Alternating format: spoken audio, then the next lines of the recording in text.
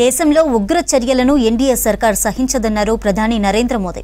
కుట్రదారులను, దానికి సహకరించిన సూత్రధారులను విడిచిపెట్టబోమని హెచ్చరించారు. మరోవైపు ఢిల్లీలో పేలుడుపై హైలెవెల్ మీటింగ్ నిర్వహించారు కేంద్ర హోంమంత్రి అమిత్ షా. కేంద్ర ప్రభుత్వ వైఫల్యంతోనే ఢిల్లీలో బ్లాస్ట్ జరిగిందన్నారు ఎస్పీ చీఫ్ అఖిలేష్ యాదవ్.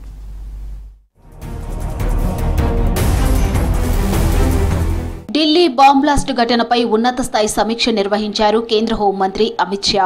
ఢిల్లీలోని తన నివాసంలో హైలెవెల్ మీటింగ్ నిర్వహించారు. ఈ సమావేశంలో హోం కార్యదర్శి Govind Mohan, intelligence bureau director, జాతీయ దర్యాప్తు సంస్థ డైరెక్టర్ జనరల్, ఢిల్లీ పోలీస్ ఉన్నతాధికారులు పాల్గొన్నారు. జమ్మూ కాశ్మీర్ డీజీపీ వర్చువల్ గా అటెండ్ అయ్యారు. ఢిల్లీలో జరిగిన బాంబు పేలుల్లో 9 మంది మృతి చెందగా 24 మంది గాయపడ్డారు.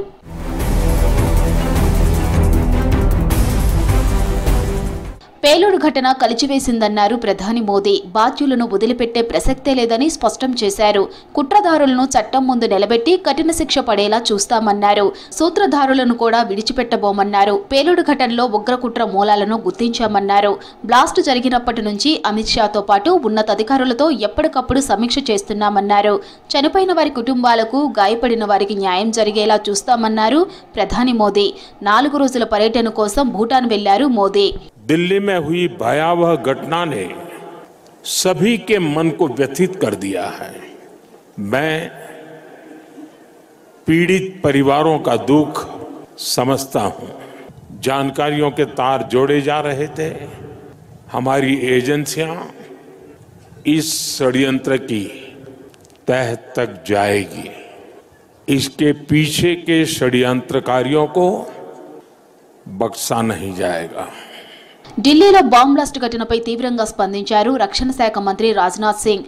ఘటనకు పాల్పడిన వారిని ఎట్టి పరిస్థితుల్లోనూ విడిచిపెట్టమన్నారు. బాధితులకు న్యాయం చేసి తీరుతామన్నారు. ఈ ఘటనపై దేశంలోని ప్రముఖ దర్యాప్తు సంస్థలు సమగ్రంగా విచారణ చేస్తున్నాయన్నారు. ఈ విషాద ఘటనలో ప్రాణాలు కోల్పోయిన వారి కుటుంబాలకు తన ప్రగాఢ సానుభూతి తెలిపారు. I extend my heartfelt condolences to all those who lost their lives in the tragic incident that occurred in Delhi yesterday. I pray to God to grant strength and solace to the bereaved families in this hour of deep grief. From this platform, I wish to assure my citizens that the country's leading investigative agencies are conducting a swift and thorough inquiry into the incident. The nation that those responsible for this tragedy will be brought to the justice and will not be spared under any circumstances. ఢిల్లీలో పేలుళ్లను అడ్డుకోవడంలో ప్రతిసారి మన దేశ intelligence ఎందుకు విఫలమవుతుందని ప్రశ్నించారు Samajwad party chief Akhilesh Yadav.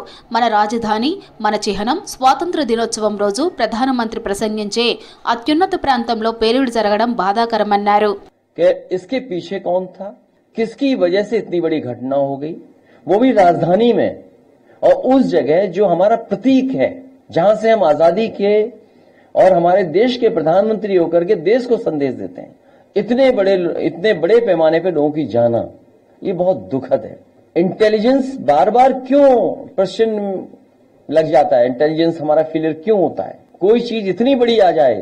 Delhi పేలుడు ఘటన విచారకరమన్నారు Congress senior నేత, రాజస్థాన్ మాజీ సీఎం అశోక్ గెహ్లాట్.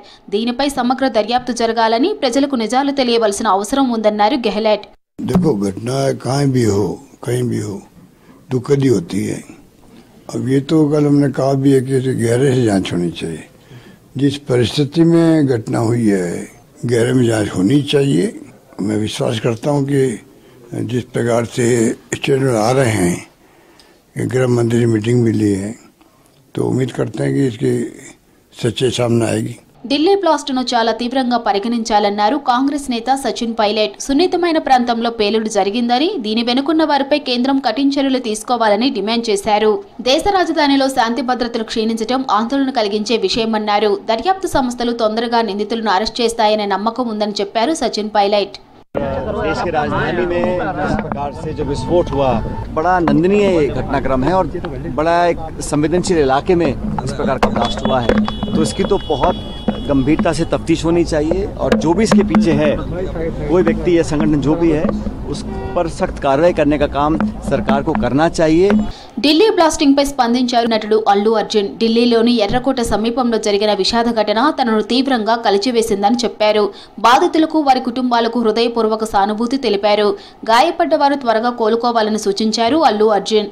దేశంలో ఇలాంటి ఘటనలు మరోసారి జరగకుండా శాంతి నెలకొల్పాలని సూచించారు.